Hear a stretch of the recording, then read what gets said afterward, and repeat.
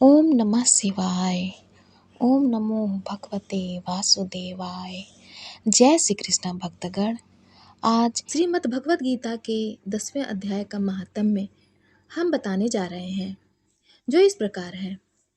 भगवान शिव कहते हैं, सुंदरी, अब तुम 10वें अध्याय के महात्म्य की परम पावन कथा सुनो, जो स्वर्ग रूपी दुर्ग में जाने के लिए सुंदर सोपान और प्रभाव की चरम सीमा है। काशीपुरी में धीर बुद्धि नाम से विख्यात एक ब्राह्मण था, जो मुझ में प्रिय नंदी के समान भक्ति रखता था। वह पावन कीर्ति के अर्जन में तत्पर रहने वाला, शांत चित्त और हिंसा, कठोरता और दुस्साहस से दूर रहने वाला था। जितेंद्रिय होने के कारण वह निवृत्ति मार्ग में स्थिर रहता था। उसने वेद रूपी समुद्र का पार पा लिया था। वह संपूर्ण शास्त्रों के तात्पर्य का ज्ञाता था। उसका चित्त सदा मेरे ध्यान में संलग्न रहता था। वह मन को अंतरात्मा में लगाकर सदा आत्म तत्व का साक्षात्कार किया करता था। अतः जब वह चलने लगता, तब मैं प्रेमवश उसके पीछे दौड़ दौड़ कर उसे हाथ का सहारा देता रहता। यह देख मेरे पार्षद भृंगीरिटी ने पूछा, भगवान, इस प्रकार भला किसने आपका दर्शन किया होगा? इस महात्मा ने कौन सा तप, होम तथा जप किया है कि स्वयं आप ही पग पग पर इसे हाथ का सहारा देते रहते हैं? भृंगीरिटी का यह प्रश्न सुनकर मैंने इस प्रकार उत्तर देना आरंभ किया। एक समय की बात है, कैलाश पर्वत के पार्श्व भागम में पुन्नाग वन के भीतर चंद्रमा की अमृतमय किरणों से धुली हुई भूमि में एक वेदी का आश्रय लेकर मैं बैठा हुआ था। मेरे बैठने के क्षण पर बाद ही सहसा बड़े जोर की आंधी उठी। वहां के वृक्षों की शाखाएं नीचे ऊपर होकर आपस में टकराने लगी। कितनी ही टहनियां टूट टूट कर बिखर गई। पर्वत की अविचल छाया भी हिलने लगी। इसके बाद वहां महान भयंकर शब्द हुआ, जिससे पर्वत की कंदराएं प्रतिध्वनित हो उठी। तदंतर आकाश से कोई विशाल पक्षी उतरा, जिसकी कांति काले मेघ के समान थी। वह कज्जल की राशि, अंधकार के समूह अथवा पंख कटे हुए काले पर्वत सा जान पड़ता था। पैरों से पृथ्वी का सहारा लेकर उस पक्षी ने मुझे प्रणाम किया और एक सुंदर नवीन कमल मेरे चरणों में रखकर स्पष्ट वाणी में स्तुति करनी आरंभ की। पक्षी बोला, देव, आपकी जय हो। आप चिदानंदमयी सुधा के सागर तथा जगत के पालक हैं। सदा सद्भावना से युक्त और अनासक्ति की लहरों से उल्लसित हैं। आपके वैभव का कहीं अंत नहीं है। आपकी जय हो। अद्वैत वासना से परिपूर्ण बुद्धि के द्वारा आप त्रिविध मलों से रहित हैं।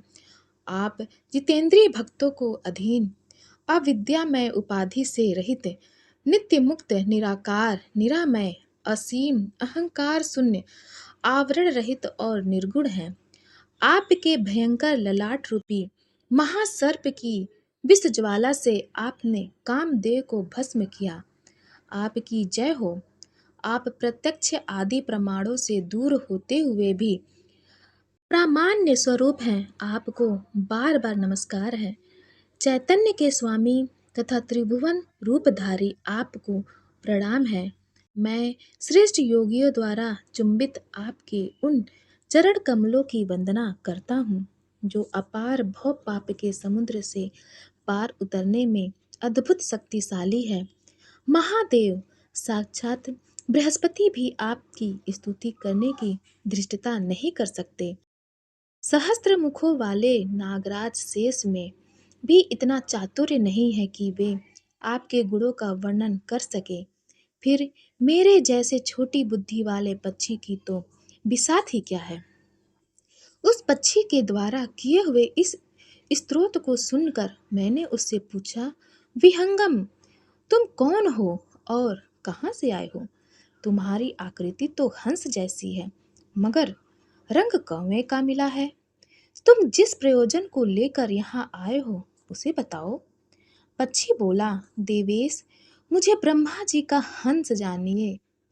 धुर्जटे जिस कर्म से मेरे शरीर में इस समय कालिमा आ गई है उसे सुनिए। प्रभु, यद्यपि आप सर्वज्ञ हैं, अतः आपसे कोई भी बात छिपी नहीं है, तथापि यदि आप पूछते हैं तो बतलाता हूँ। सौराष्ट्र नगर के पास एक सुंदर सरोवर है जिसमें कमल लहलाते रहते हैं। उसी में से बाल चंद्रमा के टुकड़े जैसे श्वेत मृणालों के ग्रास लेकर मैं तीव्र गति से आकाश में उड़ रहा था। उड़ते उड़ते सहसा वहां से पृथ्वी पर गिर पड़ा। जब होश में आया और अपने गिरने का कोई कारण न दिख सका तो मन ही मन सोचने लगा, अहो, यह मुझ पर क्या आ पड़ा। आज मेरा पतन कैसे हो गया। पके हुए कपूर के समान मेरे श्वेत शरीर में यह कालिमा कैसे आ गई। इस प्रकार विस्मित होकर मैं अभी विचार ही कर रहा था कि उस पोखरे के कमलों में से मुझे ऐसी वाणी सुनाई दी, हंस उठो, मैं तुम्हारे गिरने और काले होने का कारण बताती हूँ। तब मैं उठकर सरोवर के बीच गया और वहां 5 कमलों से युक्त एक सुंदर कमलिनी को देखा। उसको प्रणाम करके मैंने प्रदक्षिणा की और अपने पतन का कारण पूछा। कमलिनी बोली, कल हंस, तुम आकाश मार्ग से मुझे लांग कर गए हो। उसी पातक के परिणाम स्वरूप तुम्हें पृथ्वी पर गिरना पड़ा है तथा उसी के कारण तुम्हारे शरीर में कालिमा दिखाई देती है।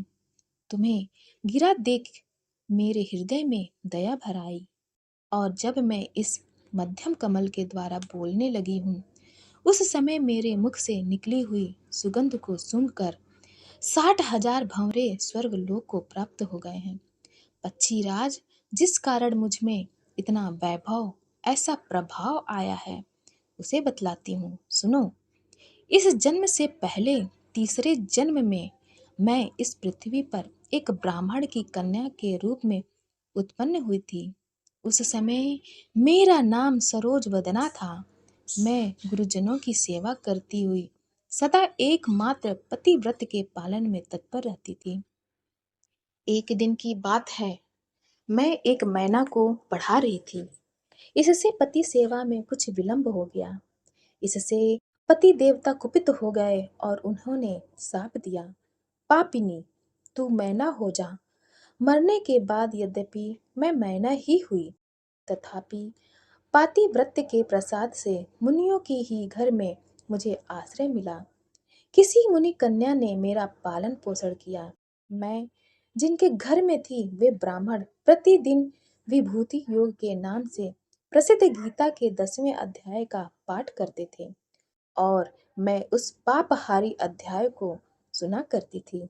विहंगम काल आने पर मैं मैना का शरीर छोड़कर 10वें अध्याय के महात्म्य से स्वर्गलोक में अप्सरा हुई। मेरा नाम पद्मावती हुआ और मैं पद्मा की प्यारी सखी हो गई। एक दिन मैं विमान से आकाश में विचर रही थी। उस समय सुंदर कमलों से सुशोभित इस रमणीय सरोवर पर मेरी दृष्टि पड़ी और इसमें उतरकर ज्यों ही मैंने जल क्रीड़ा आरंभ की त्यों ही दुर्वासा मुनि आ धमके। उन्होंने वस्त्रहीन अवस्था में मुझे देख लिया। उनके भय से मैंने स्वयं ही कमलिनी का रूप धारण कर लिया। मेरे दोनों पैर 2 कमल हुए, दोनों हाथ भी 2 कमल हो गए और शेष अंगों के साथ मेरा मुख भी कमल का हो गया। इस प्रकार मैं 5 कमलों से युक्त हुई। मुनिवर दुर्वासा ने मुझे देखा। उनके नेत्र क्रोधाग्नि से जल रहे थे। वे बोले, पापिनी, तू इसी रूप में 100 वर्षों तक पड़ी रह। यह शाप देकर वे क्षण भर में अंतर्ध्यान हो गए। कमलिनी होने पर भी विभूति योगाध्याय के महात्म्य से मेरी वाणी लुप्त नहीं हुई है। मुझे लांघने मात्र के अपराध से तुम पृथ्वी पर गिरे हो। पक्षी राज, यहाँ खड़े हुए तुम्हारे सामने ही आज मेरे शाप की निवृत्ति हो रही है, क्योंकि आज 100 वर्ष पूरे हो गए मेरे द्वारा गाए जाते हुए उस उत्तम अध्याय को तुम भी सुन लो। उसके श्रवण मात्र से तुम भी आज मुक्त हो जाओगे।